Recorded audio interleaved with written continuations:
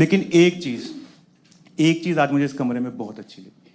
मैं देख रहा हूँ काफी लोग अपने दोस्तों के साथ आए हैं। ये देख के ना आज मुझे मेरे दोस्त याद आ गए।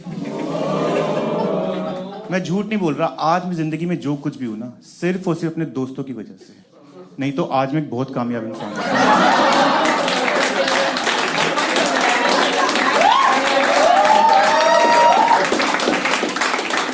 मेरी माँ ने गहने गिरवी रख के लैपटॉप दिया था मुझे कॉलेज में कि मैं इंजीनियरिंग में कोडिंग करूंगा।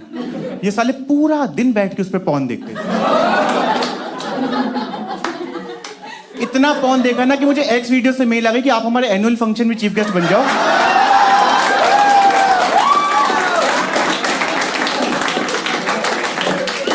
सबसे ज्यादा व्यूज मोहित जी में आपके लैपटॉप से ही मिले हैं। और वो लैपटॉप इतना बिगड़ चुका था ना कि मैं जब शटडाउन करके उसका फ्लैप बंद करता था ना, तो वो थोड़ी देर बाद अपने आप ऐसे हो जाता था।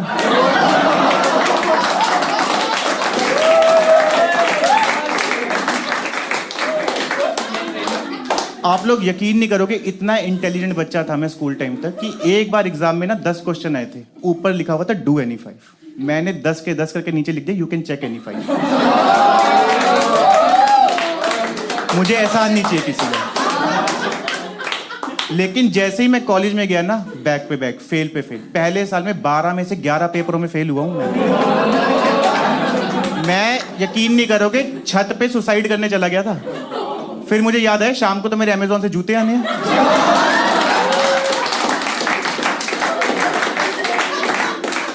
उसके पैसे भी मैंने पहले दे रखे थे, ये तो यूज कर करके फाड़ देंगे उसे।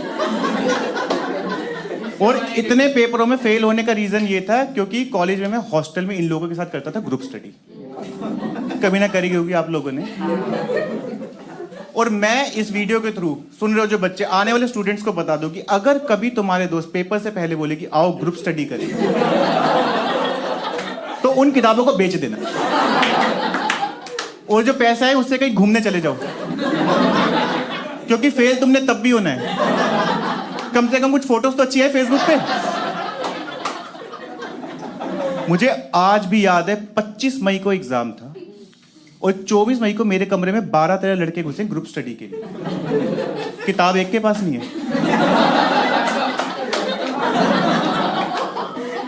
और होती भी कैसे, जो घर से किताब के पैसे आए थे आधों ने बियर में उड़ा दिए, बाकी टेडी बियर में।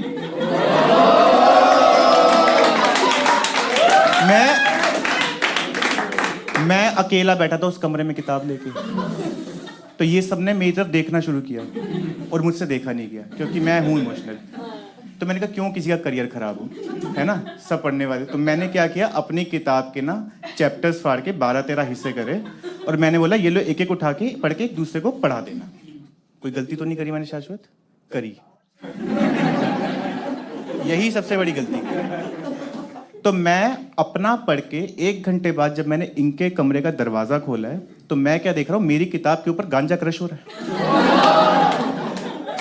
और पूरे कमरे में इतना धुआं कि जो किताब में न्यूटन था ना उसकी आंखें लाल हो गई। कह रहा किन लोगों के बीच में छोड़ गया तू मेरे को। और एक ना साइड में बिस्तर पे बैठ के सिगरेट पी रहा था। मैंने कहा हो गया तेरा? कह रहा कब का? गुस्से में उठा है, मेरे हाथ में किताब पटक के कह रहा है तू तो क्या था बहुत मुश्किल है, 10 मिनट में हो गया था मेरा। मैंने कहा चूतिया इंडेक्स है ये।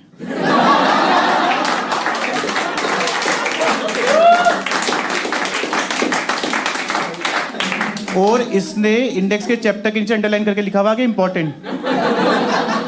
और जहां पेज रैंक का टोटल शो हुआ ना, इसने उसके आगे पढ़ना भी छोड़ दिया है। तो साइड में एक दूसरा बैठा, उसने कहा क्यों इसके साथ अपना दिमाग लगा रहा है यार, मुझे एक चीज समझ में नहीं आ रही, मुझे वो बता देगा? मैंने कहा हाँ पूछ, क्या समझ में नहीं आ रहा? मैं बताऊंगा यार। दोस्त होते किस लिए? कहते हैं नेहा का मैसेज आया, बताइए क्या रिप्लाई करें।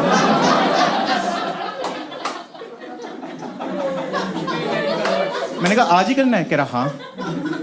मैंने कहा एक बात बता, नेहा हमारे कॉलेज की सबसे हाईफाई लड़की, इस लड़की ने 15,000 का बालों में कलर करवाया था।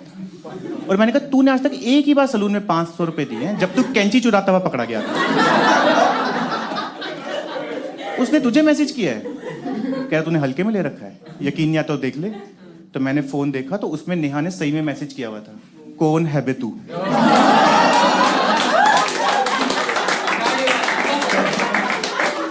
और इसने मैसेज किया हुआ था, Neha you can love me too. मैंने इन लोगों को बोला, मैंने कहा अगर तुम्हें पढ़ना नहीं है तो मेरी किताब वापस कर दो। तो एक कहता है यार दिक्कत ये कि खाली पेट ना पढ़ाई नहीं हो पा रही, तो पहले ना वहीं चल के ना कुछ खा लेते हैं। तो मैं वहीं बता दूं कि हमारे कॉलेज के साइड में ना एक बैंकेट हॉल होता था, और हमें जब भी कुछ अच्छा खाना होता था ना, हम वहां पे कहीं पे भी किसी की भी शादी में घुस जाते थे। कभी किसी ने मना नहीं किया, बड़े अच्छे लोग रहे हैं हमेशा, बहुत बढ़िया। तो जैसे ही सबने कमरे में बोला ना कि हाँ हाँ वहीं चल के कुछ खा लेते हैं, तो मैंने हाथ जोड़ दिया। क्योंकि देखो मैं वैसे तो बहुत शादियों में घुसा हूं, मैं बहुत शादियों में घुसा हूं, लेकिन मैं इनके साथ पिछली बार जिस शादी में घुसा था ना, एक ने इतनी पी ली कि नशे नशे में ना विस्की का गिलास घुमाते हुए दुल्हन के बाप के कंधे पे हाथ रख दिया। कहता भाई साहब कुछ भी कहो, लड़की है तो माल।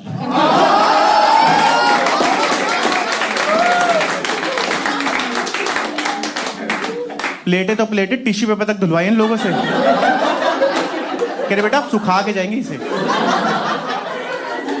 किसी और की तो छोड़ो, ये जान पहचान की शादी में ले जाने लायक नहीं है। हमारी एक टीचर की शादी थी, तो वो होते ना टीचर के कुछ फेवरेट स्टूडेंट, तो उसने बुलाया था कि बेटा आना है। तो वहां पे हम पहुंचे, सब कुछ सही चल रहा था। जैसे ही वो विदा होके गाड़ी की तरफ आ रही थी ना, एक के मन में पता नहीं क्या आया, कह रहा मैडम शादी के बाद भी भूल मत जाना, कीप टचिंग अस। मैंने कहा साले वो कीप इन टच होता है। वो पहली विदाई थी जिसमें दूल्हे के आंसू निकल रहे थे।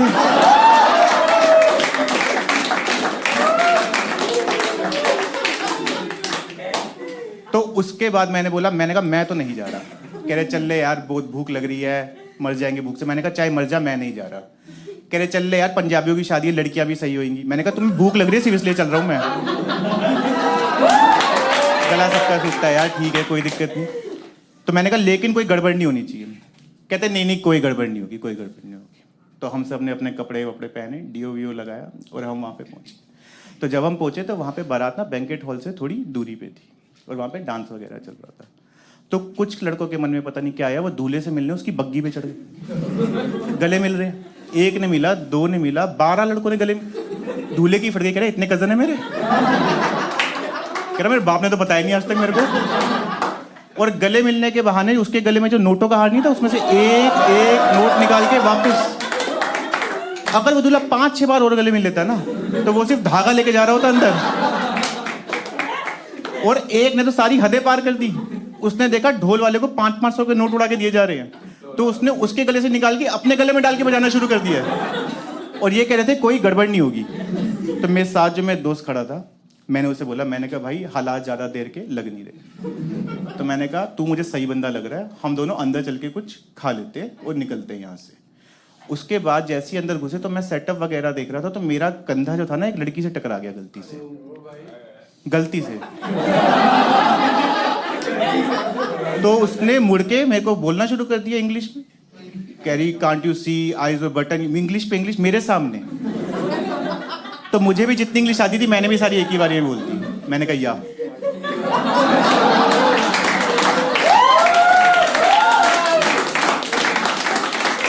वहां से मैंने इसे पकड़ा, मैंने कहा चल भाई खाने की तरफ चलते हैं।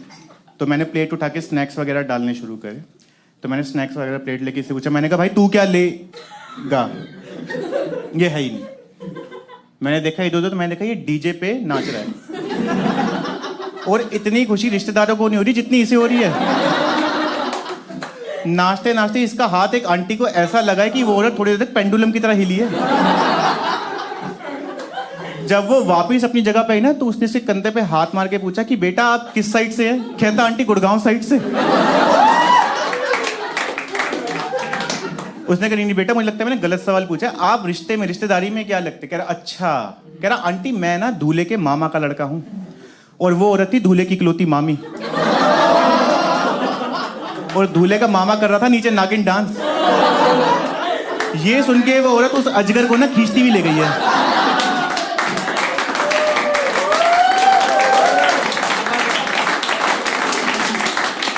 मैंने पहली बार आंखों के सामने सांप की खाल उतरते हुए देखी।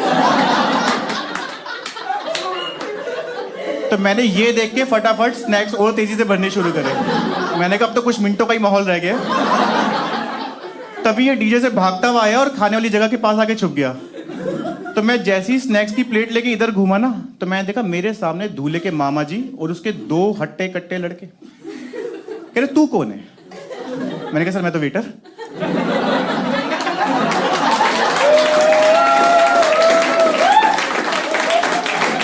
आप मशरूम ट्राई करें हमारे। और वो टिश्यू पेपर में मशरूम डाल भी रहा है। इतने में वो लड़की आ गई जिससे मेरा कंधा नहीं टकराया था। कह रही मामा जी मैंने इसे उस लड़के के साथ घुसते हुए देखा है। टेल मामा जी टेल ना। मैंने कहा या। तो कह रहे देख सच सच बता दे वो कहां छुपा है, वरना हमने ढूंढा तो बहुत पिटोगे। और मैं देखो चाहे जैसा भी, लेकिन मैं ऐसा बंदा हूं यार कि दोस्ती में मैं जान तक दे सकता हूं। मैंने कहा अबे वो टेबल के नीचे छुपा है। हाँ तो मैंने ये थोड़ी बोला था मैं अपनी जान दे सकता हूं। मैंने यही बोला दोस्ती में जान दे सकता हूं, दे दी ना मैंने उसकी। तो जैसे तैसे हम वहां से वापस हॉस्टल आए और मैंने वही किया जो हर बच्चा पास होने के लिए करता है। मैंने सारे पेन मंदिर में रखे और मैंने भगवान को बोला, मैंने कहा बहुत लड्डू चढ़ा दिए, अब वक्त आ गया कर्ज चुकाने का। और मैं सोने चला गया। तभी दरवाजे पे नॉक हुआ। मैं दरवाजा खोला तो एक बच्चा स्प्रिंग की तरह उछल रहा था। मैं क्या हुआ? कह रहा भाई पेपर आउट हो गया। मैंने कहा क्या? कह रहा भाई पेपर आउट। मैंने कहा बहरा नहीं हूं, हैरान हो रहा हूं। तो ये सुन के मैं इनके कमरे में गया हूं भागता हुआ। मैंने कहा भाई पेपर आउट हो गया। इन्होंने अलमारी से बोतल निकाल ली। मैंने कहा ये क्या कर रहे हो? कह रहे सेलिब्रेट। मैंने कहा सेलिब्रेट? कह रहे अब तो पता है ना यार पेपर में क्या आ रहा है, अब जब 90+ आ ही रहे हैं तो पहले 2-2 पैक मार लेते हैं, उसके बाद पढ़ लेंगे आराम से। तो पता नहीं क्यों मुझे इनकी बातों में लगा दम। मैंने कहा मेरा भी बनाया जाए। लेकिन कोई हमें हॉस्टल में पीते हुए पकड़ ना ले वरना सस्पेंड कर देते थे। तो हमने एक लड़के को बोला कि तू ना कमरे को बाहर से लगा दे ताला। तो इसने ताला लगाया और फिर अपना दिमाग लगाया और चाबी जो थी ना दरवाजे के नीचे से कमरे के अंदर सरका दी। और जब ये चाबी सरका रहा था ना तो वहां पे प्रिंसिपल और वार्डन पेपर आउट होने को लेके बात कर रहे थे। उन्होंने देख लिया, वो इसके पास है। कह रहे अब एक बात बताइए, तू ये दरवाजा खोलेगा कैसे? आप क्या बोलोगे? कोई भी क्या बोलोगे? दूसरी चाबी है मेरे पास, यही बोलोगे? इसने पता नहीं कौन से नशे कर रखे थे। कहते सर ये चाबी ना आवाज से बाहर आती है। आवाज से। प्रिंसिपल कहता वाह बेटा आप तो विज्ञान से भी 100 साल आगे चल रहे। जरा बुला के दिखाए। तो फिर बुला भी रहा है, कह रहा चाबी बाहर आओ। और एक चूती ने अंदर सरका भी दी। अब मैं दरवाजे के पास खड़ा होकर ये सब सुन रहा था। तो मैंने इनको बोला, मैंने कहा भाई शराब ना किसी खुफिया जगह पे छुपा दो, रेड पड़ने वाली है। तो पता है कहां छुपाई है? कंप्यूटर के सीपीयू में। और छुपाई तो छुपाई, खुली बोतल टेढ़ी करके रख दी। अब उस सीपीयू में से ना बूंद बूंद टपक रही है। तो मैंने इनकी तरफ देखा, कह रहे हम संभाल लेंगे, शांत। अब प्रिंसिपल ताला खोल के अंदर घुसा तो उसने इधर उधर देखा, उसकी नजर पड़ी सीपीयू पे। उसने देखा बूंद बूंद टपक रही है। कह रहा भैंचो ये क्या हो रहा है? तो एक निकल के कहता है सर एक्चुअली ये ना डेटा लीक हो रहा है।